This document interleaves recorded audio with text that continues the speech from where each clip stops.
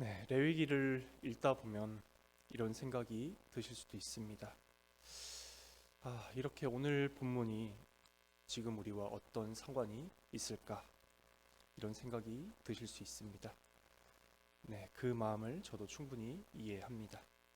저 역시도 레위기를 읽으면서 연약하지만 그런 생각이 들 때도 있습니다.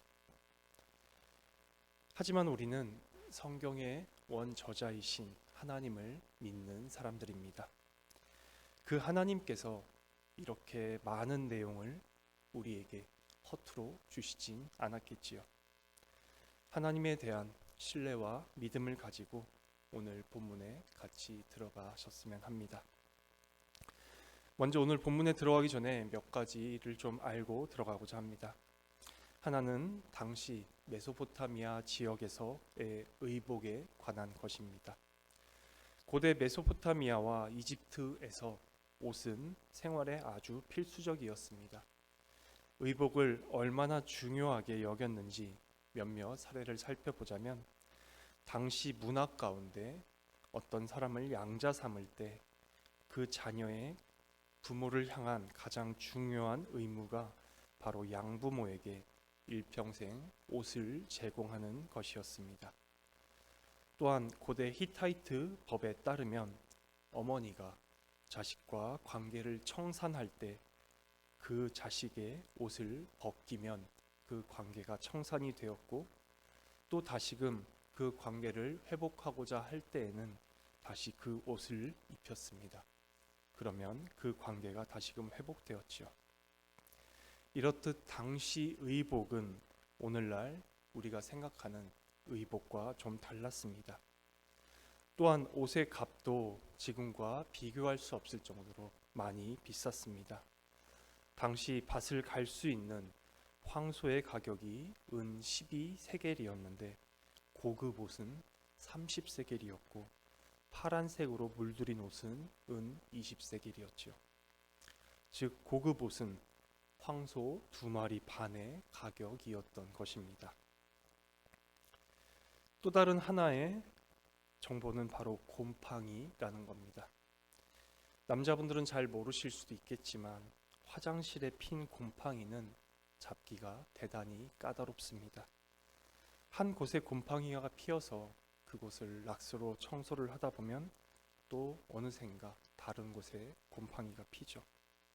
그래서 그곳을 또 락스로 청소를 하다 보면 또 다른 곳에 곰팡이가 핍니다. 곰팡이는 전염성이 아주 강력해서 화장실에 핀 곰팡이를 꼭 반드시 다 잡고 싶다면 때론 청소업체를 부르는 일도 허다합니다.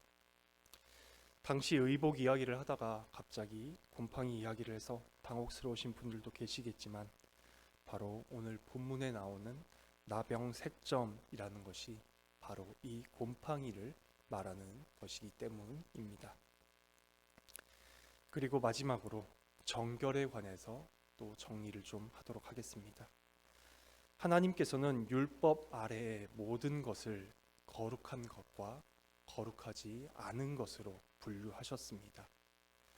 거룩한 것과 거룩하지 않은 것에 대한 분류는 바로 하나님의 임재 안에 들어갈 수 있는 것은 거룩한 것이고 그 나머지는 거룩하지 않은 것이었습니다.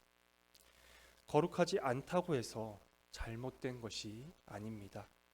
다만 거룩한 것은 하나님의 임재와 관련되었기 때문에 따로 거룩하게 구분해 놓은 것일 뿐입니다.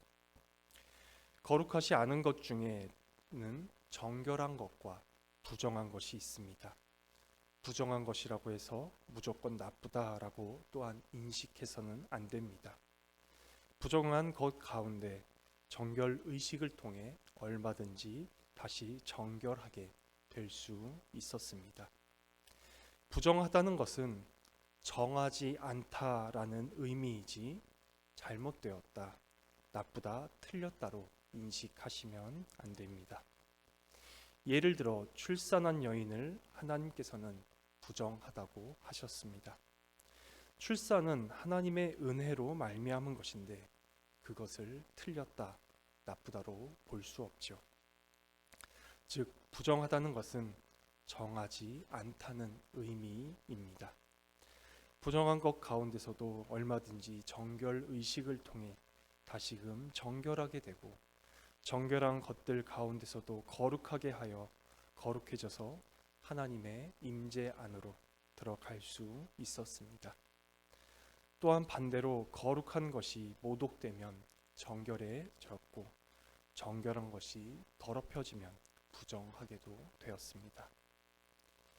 또한 이 정결 의식은 하나님께서 만나 주시기로 약속한 성소에 대한 개념임을 꼭 알고 오늘 본문을 보셔야 합니다. 하나님의 임재에 들어갈 수 있도록 거룩하게 구별해 놓은 것의 핵심이 무엇이었을까요? 바로 하나님 중심성입니다. 하나님께서 우리의 삶 가운데 얼마나 중요한 분인지 우리에게 가르쳐 주시기 위해서 하나님께 드릴 것은 거룩하게 구별해 놓았습니다. 이렇게 구별함으로써 우리의 마음 가운데 하나님 중심성을 하나님께서 가르쳐 주신 것이고 심겨 주신 것이었습니다. 또한 우리는 그렇게 하나님을 그 무엇보다 가장 소중히 여기고 가장 귀히 여기면서 하나님의 은혜와 사랑을 더욱 경험하고 맛보고 누리게 되었습니다. 오늘 본문에서는 옷에 핀 곰팡이의 처리 문제에 관한 정결 의식이었습니다. 오늘날에야 사람의 피부에 생긴 나병과 또한 옷에 생긴 곰팡이는 별개로 구분을 하지만, 구약 시대에는 이 두 가지 현상을 동일한 원인으로 보았기 때문에 어제 살펴본 본문에서와 같이 나병에 관한 이야기가 오늘 본문 앞에 있고, 오늘은 옷에 핀 곰팡이에 관해서 말합니다. 또한 좀 전에 살펴본 바와 같이 당시 의복은 대단히 귀했고 비쌌으며 중요한 의미도 담고 있었습니다. 그리고 곰팡이는 전염성과 번식력이 강력해서 한번 발생하면 잡기가 쉽지 않았죠. 이렇게 곰팡이가 핀 옷을 입고 성소에 나아갔을 때 그 성소가 오염되고 곰팡이로 전염된다면 거룩하신 하나님께서 임재하시는 장소를 더럽히는 큰 죄악이었습니다.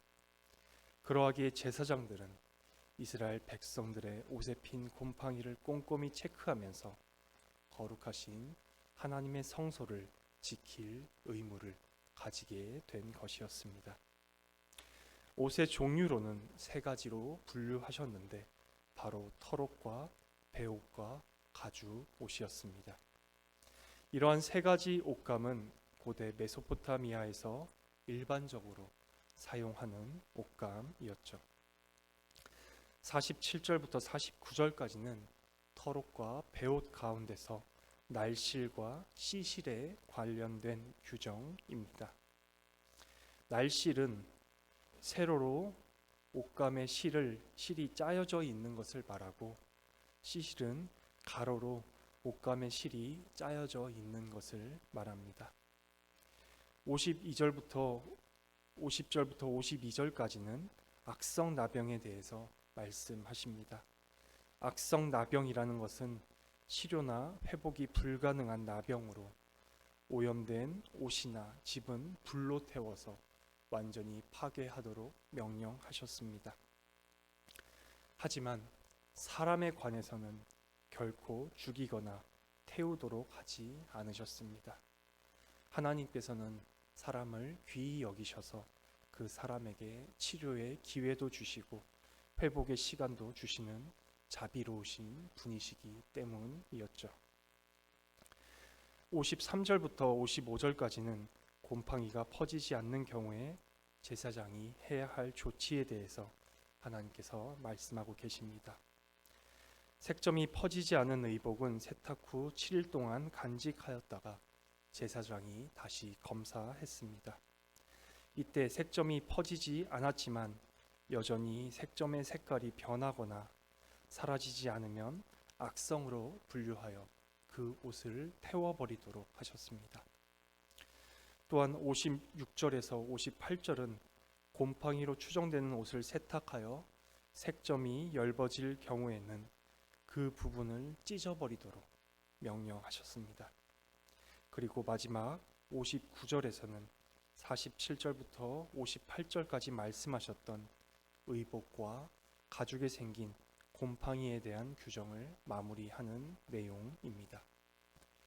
레위기 13장 전체에서 언급된 피부병과 악성 곰팡이가 생기지 않기 위해서는 옷이든 피부든 위생적으로 잘 관리하고 청결하게 하는 방법 외에 다른 방도는 없었습니다.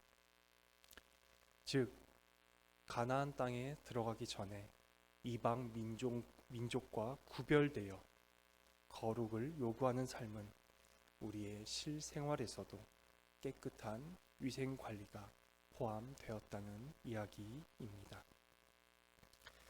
오늘 설교의 결론과 복음입니다. 오늘 본문을 통해 하나님께서는 이스라엘 백성들에게 의복과 그 의복에 피는 곰팡이에 대한 규례를 말씀해 주셨습니다.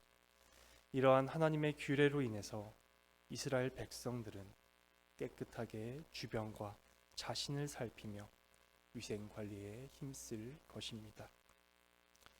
하지만 한편으로는 악성 곰팡이가 핀 옷은 불태워지고 곰팡이가 조금 핀 옷들은 그 부분을 찢어버리라고 하나님께서 말씀하셨지요. 그러하기에 부유하지 않은 대다수의 이스라엘 백성들은 옷이 군데군데가 구멍이 나 있거나 혹은 다른 옷으로 덧댄 누더기 옷같이 얼룩덜룩한 옷이었을 것입니다. 또한 옷이 아주 비쌌기 때문에 쉽게 옷을 새로 살 수도 없었죠. 그들은 그러한 옷을 입고 다니고 벗고 하면서 깨끗하고 말끔한 새 옷을 입은 사람을 바라보며 자신도 그러한 새 옷을 입기를 소망했을 것입니다. 그 소망은 바로 예수 그리스도께서 오심으로 이루어졌습니다. 바로 그리스도 안에 있는 자들은 예수 그리스도로 옷 입게 되었기 때문입니다. 갈라디아서 3장 27절입니다. 누구든지 그리스도와 합하기 위하여 세례를 받은 자는 그리스도로 옷 입었느니라. 우리가 지금 입은 옷은 사실 그렇게 중요한 것이 아닙니다. 왜냐하면 우리는 더 중요한 옷, 더 귀중한 옷, 예수 그리스도로 우리는 옷 입은 자들이기 때문입니다. 한편 곰팡이는 어디로부터 왔을까요? 바로 원죄로부터 왔습니다.